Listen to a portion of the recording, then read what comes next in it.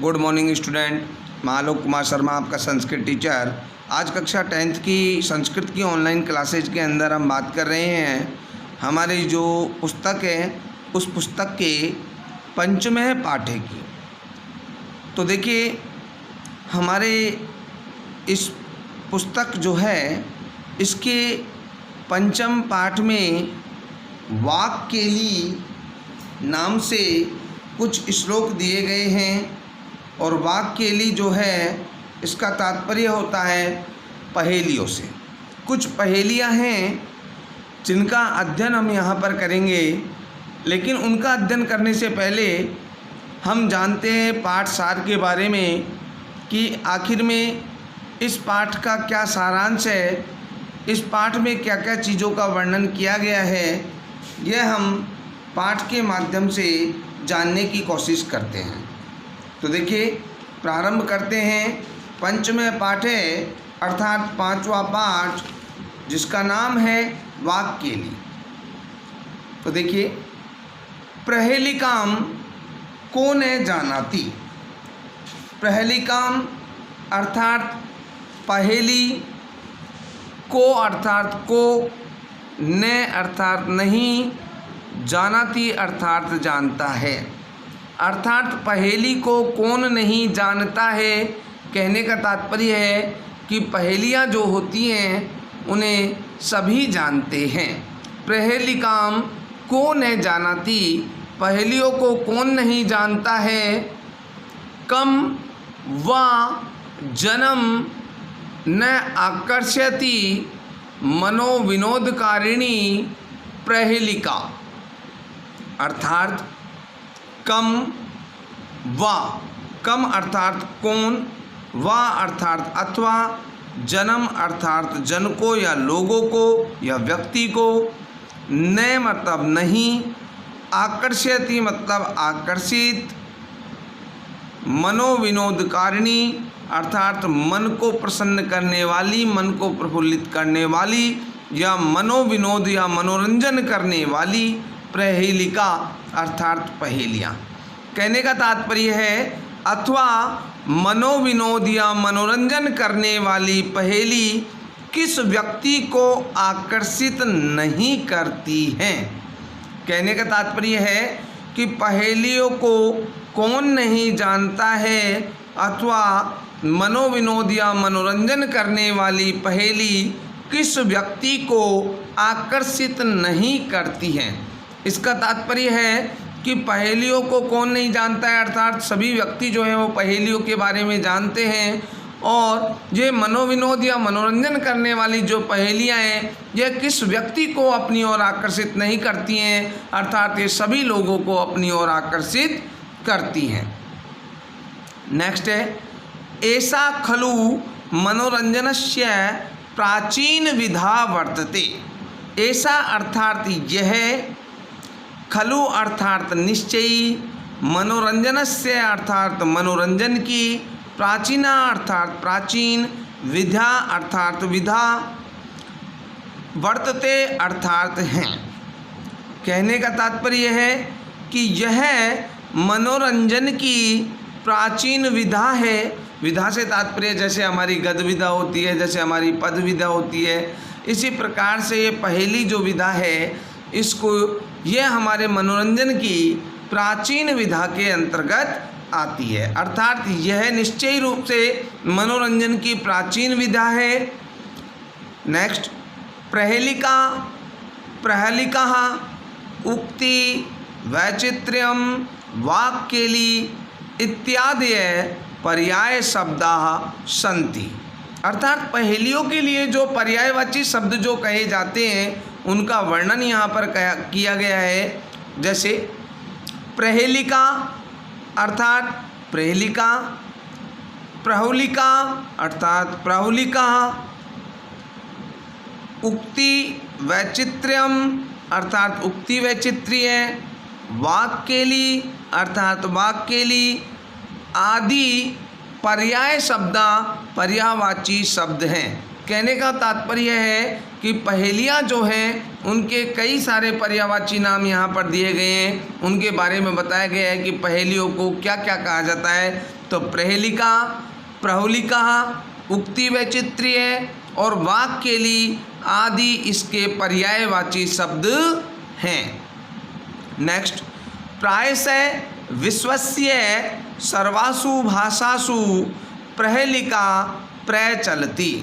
प्रायशः अर्थात प्राय, विश्वस्य अर्थात विश्व की या संसार की, सर्वासु अर्थात सभी, भाषासु अर्थात भाषाओं में, प्रहेलिका अर्थात पहेली प्रचलती चलती है।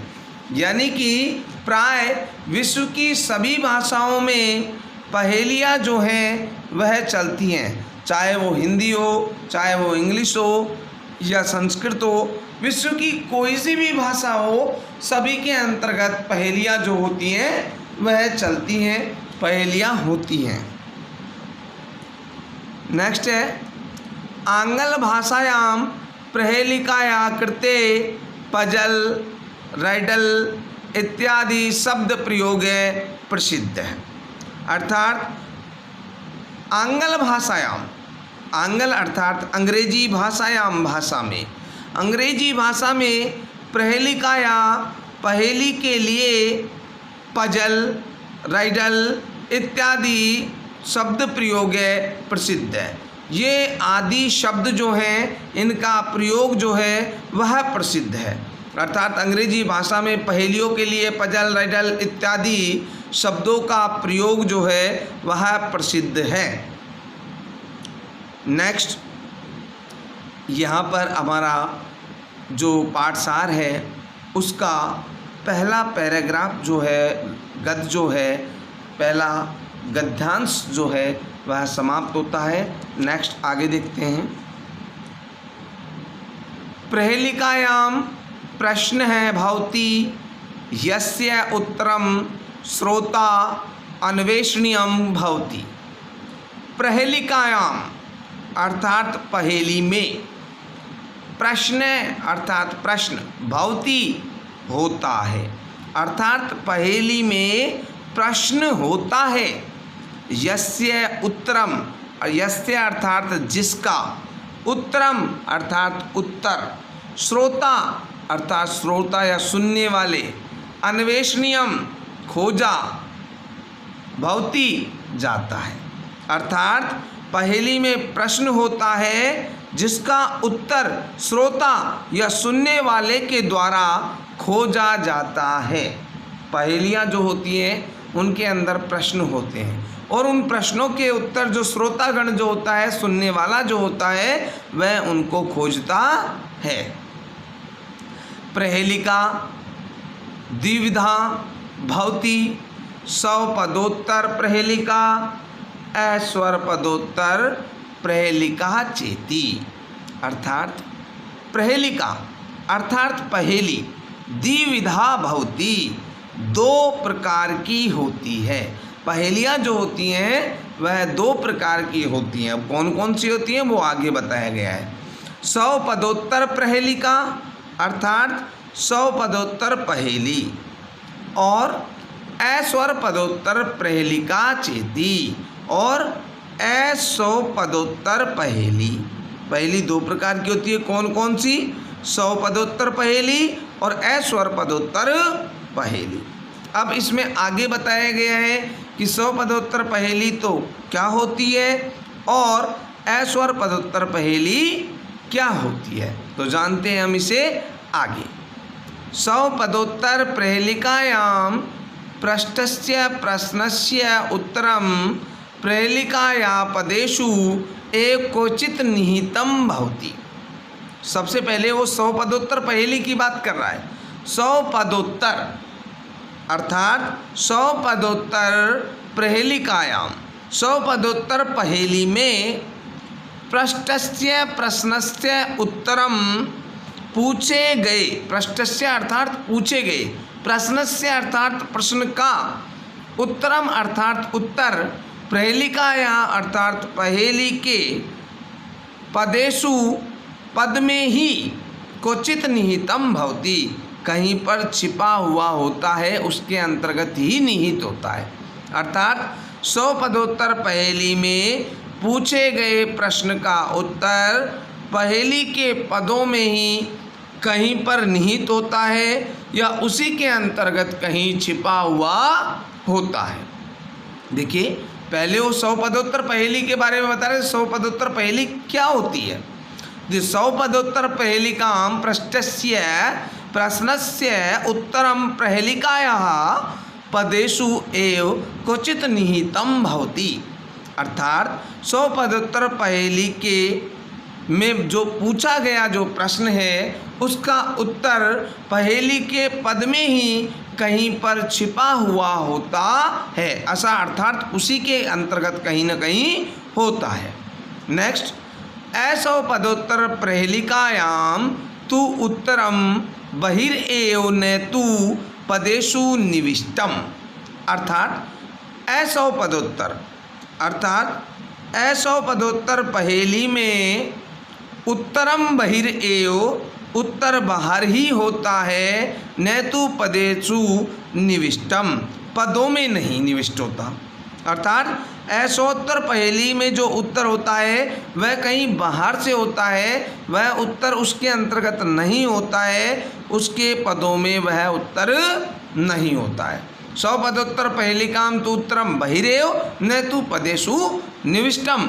अर्थात 100 पदोत्तर पहेली का उत्तर कहीं बाहर से होता है, वह उस पहेली के पद में निविष्ट नहीं होता है, अर्थात उसके पदों के अंतर्गत नहीं होता है।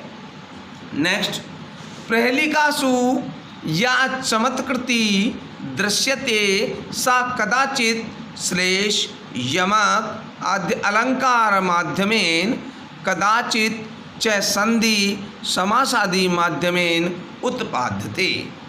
अर्थात पहेलिकासु अर्थात पहेलियों में या चमत्कृति चमत्कार दृश्यते दिखाई देता है, सा कदाचित वह कभी श्लेष यमक आदि अलंकारों के माध्यम से, कदाचित च संधि और कभी संधि समास आदि माध्यमेन, संधि समास आदि के माध्यम से उत्पादते उत्पन्न होता है। कहने का तात्पर्य है पहेलिकासु या चमत्कृति दृश्यते सा कदाचित श्लेष यमक आद्य अलंकार माध्यमेन कदाचित च संधि समासादि माध्यमेन उत्पादते। अर्थात पहेलिकासु पहेली में जो चमत्कार दिखाई देता है वह कभी श्लेष यमक आदि अलंकारों के माध्यम से और कभी संधि समास आदि के माध्यम से उत्पन्न होता है। और इसी के साथ हमारा दूसरा पैराग्राफ भी समाप्त होता है। नेक्स्ट है, और इस सारांश का अंतिम पैराग्राफ, पहेलिका न केवलम मनोविनोदकारिका अपितु बौद्धिक व्यायाम साधिका सन्ति। पहेलिका अर्थात पहेली, न अर्थात नहीं, केवलम केवल, मनोविनोदकारिका मनोविनोद या मनोरंजन करने वाली, अपितु बल्कि बौद्धिक व्यायाम साधिका सन्ति। बौद्धिक अर्थात बौद्धिक या बुद्धि का व्यायाम को करने वाली होती है। अर्थात पहेलिका न केवलम मनोविनोदकारिका अपितु बौद्धिक व्यायाम साधिका सन्ति। पहेलियाँ न केवल मनोविनोद या मनोरंजन करने वाली होती हैं अपितु बौद्धिक व्यायाम को करने वाली होती हैं। क्योंकि पहेलियों का जवाब हम हमारी बुद्धि के माध्यम से देते हैं, इसलिए यहाँ पर कहा गया है कि पहेलियाँ जो होती हैं न केवल मनोविनोद या मनोरंजन करने वाली होती हैं बल्कि ये बौद्धिक व्यायाम का भी साधन होती हैं। इसलिए कहा गया है अपितु बौद्धिक व्यायाम को करने वाली होती हैं। पहेलियाँ न केवल मनोविनोद करने वाली होती हैं, मनोरंजन करने वाली होती हैं, अपितु बौद्धिक व्यायाम को करने वाली होती हैं। संस्कृत कवय प्रहेलिका परंपराम संवर्धितवन्तः, अर्थात संस्कृत कवय अर्थात संस्कृत के कवियों ने प्रहेलिका पहेली परंपरा संवर्धितवन्तः अर्थात संवर्धन किया है। संस्कृत कवय प्रहेलिका परंपरा संवर्धितवन्तः, संस्कृत के कवियों ने पहेली परंपरा का संवर्धन किया है। संस्कृत कवियों ने क्या किया है? पहेलियों की जो परंपरा है उसको संवर्धन किया है, उसको सजोया है, उसको संवारा है। अस्मिन् पाठे काश्चन प्रसिद्धा प्रहेलिका विविधेभ्यः ग्रंथेभ्यः समाकृष्य प्रस्तूयन्ते। अस्मिन् पाठे, इस पाठ में काश्चन अर्थात कुछ प्रसिद्धा प्रहेलिका प्रसिद्ध पहेलियाँ विविधेभ्य ग्रंथेभ्य विभिन्न ग्रंथों से समाकृष्य प्रस्तूयन्ते संकलित करके प्रस्तुत की जा रही हैं। या देखते हैं, अस्मिन् पाठे, इस पाठ में काश्चन प्रसिद्धा कुछ प्रसिद्ध पहेलियाँ विविधेभ्य ग्रंथेभ्य विभिन्न ग्रंथों से समाकृष्य संकलित करके प्रस्तूयन्ते प्रस्तुत की जा रही हैं। इस पाठ में कुछ प्रसिद्ध पहेलियाँ विभिन्न या अनेक या विविध ग्रंथों से संकलित करके प्रस्तुत की जा रही हैं। आगम्यताम, पठ्यताम, आस्वादताम, यहाँ पर 3 शब्द कहे गए हैं। आगम्यताम आइए, पठ्यताम पढ़िए, आस्वादताम और उनका आस्वादन कीजिए और उनका अध्ययन कीजिए, उनका स्वाद कीजिए, उनको अपने मन में, मस्तिष्क में, अपने हृदय में उतारिए और आनंदित होइए। आगम्यताम, पठ्यताम, आस्वादताम और उनका आस्वादन कीजिए। आइए, पढ़िए और उनका आस्वादन कीजिए। उनका जो मनोरंजन है, उनसे जो मिलने वाले आनंद की अनुभूति है, उसे उत्पन्न कीजिए, उसे महसूस कीजिए, उसे प्राप्त कीजिए। तो ये था हमारा पंचम पाठ वाक्यली का पाठसार, जिसके अंतर्गत बताया गया पहेलियाँ क्या होती हैं, पहेलियाँ मनुष्य के लिए, मानव के लिए क्या करती हैं, ये कैसी विधा है। इसके अलावा अंग्रेजी में पहेलियों को किन किन नामों से पुकारा जाता है। इसके अतिरिक्त पहेली जो होती हैं उनके पर्यायवाची क्या क्या शब्द होते हैं, पहेलियाँ किस प्रकार की होती हैं, उनके कितने भेद हैं, कौन सा भेद 100 पदोत्तर और असौ पदोत्तर पहेलियाँ किस किस प्रकार की होती हैं, पहेलियों में कौन सा चमत्कार होता है, किस प्रकार से वो अलंकार की तरह लगती हैं, किस प्रकार से वो संधि समास के माध्यम से उत्पन्न की जाती हैं। पहेलियाँ केवल मनोरंजन का साधन नहीं होती, पहेलियाँ मनुष्य की या मानव की बौद्धिक व्यायाम की साधक होती हैं। पहेलियों से आनंद की अनुभूति होती है। कुछ अनेक भाषाओं के अंतर्गत पहेलियाँ विद्यमान होती हैं, अर्थात विश्व की सभी भाषाओं के अंतर्गत पहेलियाँ होती हैं, तात्पर्य ये है। और अंत में वो कहता है कि आइए, पढ़िए और इन पहेलियों का आस्वादन कीजिए। तो बेटा, इसके अंतर्गत इस चैप्टर में इस पाठ के सार के रूप में पहेलियों के बारे में वर्णन किया गया है कि पहेलियाँ क्या होती हैं, किस प्रकार की होती हैं, ये सारी चीज़ का वर्णन यहाँ पर किया गया है। तो चलते हैं हम हमारे चैप्टर की ओर, जिसका नाम है वाक्केली। अर्थात देखते हैं इस पाठ के अंतर्गत क्या बताया गया है। तो पढ़ते हैं हम इस पहली पहेली को। कस्तूरी जायते कस्मात् को हन्ति करिणाम कुलम किम कुर्यात कातरो युद्धे मृगात सिंह पलायते। अर्थात कस्तूरी जायते कस्मात्, कस्तूरी कस्मात् जायते। देखिए बेटा, ये जो हमारा चैप्टर है वाक्केली, इस चैप्टर के अंतर्गत श्लोकों के माध्यम से पहेलियाँ होती हैं। पहेलियाँ हमेशा एक लयबद्ध रूप में होती हैं, कहने का तात्पर्य होती है पद के रूप में होती हैं, और पद को संस्कृत भाषा में श्लोक कहा जाता है। तो पहेलियाँ श्लोकों के माध्यम से होती हैं, तुक रूप में होती हैं। और जब भी आपको पता है कि कोई भी हमारी संस्कृत भाषा का जो पद रूपी या श्लोक रूपी जो पाठ होता है, तो सबसे पहले हम उस श्लोक का अन्वय करते हैं, और अन्वय के आधार पर ही हम उस श्लोक का हिंदी अर्थ करते हैं।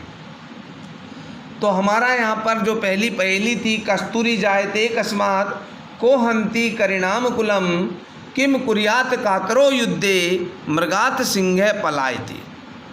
इसका सबसे पहले हम अन्वय करेंगे, तो इसका अन्वय होगा कस्तूरी कस्मात् जायते करिणाम कुलम के हन्ति कातरे युद्धे किम कुर्यात मृगात सिंह पलायते।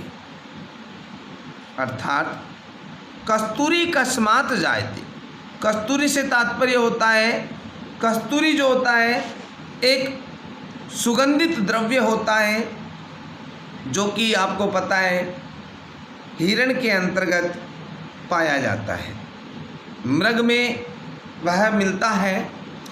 तो कस्तूरी जायते कस्मात्, कस्तूरी कस्मात् जायते, अर्थात कस्तूरी किसमें उत्पन्न होती है। को हन्ति करिणाम कुलम, इसका अन्वय होगा करिणाम कुलम के हन्ति, अर्थात करी मतलब होता है हाथी, अर्थात करिणाम अर्थात हाथियों के, कुलम अर्थात कुल को, के अर्थात कौन, हन्ति अर्थात मारता है। हाथियों के कुल को कौन मारता है। किम कुर्यात कातरो युद्धे, इसका अन्वय होगा कातर युद्धे किम कुर्यात, कातर अर्थात कायर, युद्धे अर्थात युद्ध में, किम अर्थात क्या, कुर्यात अर्थात करता है। कायर युद्ध में क्या करता है। उसके पश्चात बताया है मृगात सिंह पलायते। तो देखिए अंतिम जो लाइन है मृगात सिंह पलायते, ये 3 शब्द दिए हैं, ये पहले वाले 3 प्रश्नों के जवाब हैं, अर्थात उनके उत्तर हैं। तो कस्तूरी जायते कस्मात्, अर्थात कस्तूरी कस्मात् जायते, कस्तूरी किसमें उत्पन्न होती है। तो यहाँ जो अंत में दिया गया है मृगात, अर्थात मृग से, मृग से उत्पन्न होती है कस्तूरी। को हन्ति करिणाम कुलम, अर्थात करिणाम कुलम के हन्ति, करिणाम अर्थात हाथियों के कुल को कौन मारता है। तो सेकंड नंबर पे दिया है सिंह, अर्थात सिंह या शेर जो है वो हाथियों के कुल को मारता है।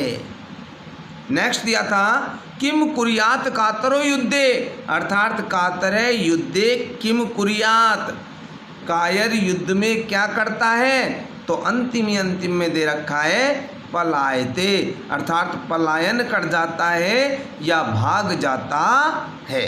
तो 3 प्रश्न थे, उन 3 प्रश्नों के उत्तर 3 शब्दों के माध्यम से इस श्लोक के अंत में दिए थे, जो था मृगात सिंह पलायते।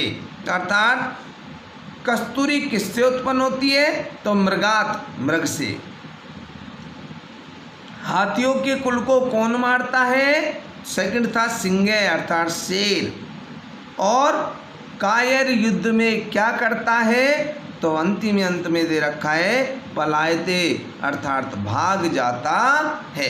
तो देखिए इस पाठ सार के अंतर्गत आपने पढ़े थे पहेली 2 प्रकार की होती हैं, पहेली की 2 विधाएं होती हैं, सपदोत्तर और असपदोत्तर। तो ये जो पहला हमारा श्लोक है, पहली जो पहेली है, यह पहेली सपदोत्तर पहेलिका के अंतर्गत आती है, क्योंकि इस पहेली के अंतर्गत ही सपदोत्तर पहेली कौन सी होती है? सपदोत्तर पहेलिकाम पृष्ठस्य प्रश्नस्य उत्तरम पहेलिकाया पदेषु एव क्वचित निहितम भवति। अर्थात सपदोत्तर पहेली के पूछे गए प्रश्न के उत्तर पहेलिका के पद में ही कहीं न कहीं पर छिपे होते हैं। जिस प्रकार से इस पहले वाली पहेली के अंत में मृगात सिंह और पलायते जो उत्तर छिपे हुए हैं, तो ये हमारी पहली जो पहेली है, ये 100 पदोत्तर पहेलिका 100 पदोत्तर पहेली के अंतर्गत आती है। तो इसमें हमारा हिंदी अर्थ होता है कस्तूरी किससे उत्पन्न होती है? हाथियों के कुल को कौन मारता है? कायर युद्ध में क्या करता है? और इन तीनों प्रश्नों के जवाब आपको इस पहली पहेली के अंतिम लाइन में, अंतिम पद में आपको मिलेंगे, मृगात सिंह पलायते। क्लियर? तो मैं समझता हूँ आपको हमारी ये पहली पहेली समझ में आई होगी। तो बेटा आज के लिए इतना ही। अब मैं आपको जो हमारा आगे का जो ये चैप्टर रहा है, ये हम अपनी नेक्स्ट क्लास में पढ़ेंगे। आज का आपका होमवर्क है बेटा, सबसे पहले इस पंचम पाठ का जो पाठ सार दिया गया है पहेलिका से लेकर के आस्वादताम तक, इसको आप पहले संस्कृत में लिखेंगे और उसके पश्चात आप इसका हिंदी अर्थ करेंगे। यह आपको अपनी नोटबुक में, संस्कृत की नोटबुक में आपको करना है। पहेलिका से लेकर के आस्वादताम तक इसकी संस्कृत लिखनी है और इसका हिंदी अर्थ करना है। उसके बाद वाक्यली की जो पहली पहेली है, इसका आपको श्लोक लिखना है और उसका आपको हिंदी अर्थ करना है। क्लियर? आज जितना मैंने पढ़ाया है वो आपको अपनी होमवर्क में जो आपकी नोटबुक है उसमें रिटर्न भी करना है और साथ ही साथ आपको इसको लर्न भी करना है। इस वीडियो को आप 1 बार 2 बार इसको देखें और इसे समझने की कोशिश करें। Thank you. Have a nice day.